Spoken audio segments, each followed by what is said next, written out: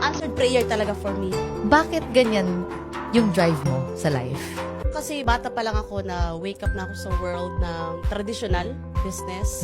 Kasi grade 4 pa lang ako, exposed na talaga ako sa mga responsibility. Sabi ko nga kung meron mang larong pang bata, hindi ko siya totally na-enjoy.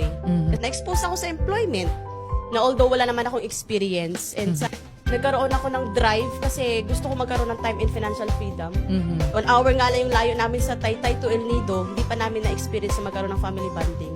May time na dinala mo yung family mo sa El Nido. Yes. And sobrang tuwang-tuwa ka doon. Sabi ko, bakit excited siya sa El Nido? Actually, your place, 1 hour drive lang, parang hindi ka pa basawa. Di ba? Kasi me, I live in Puerto Princesa. Pero many times na ako nakapunta ng El Nido. Yung pala sa'yo, First time. first time yun. First time na yon, dito ko pa nakuha sa Elites Empire.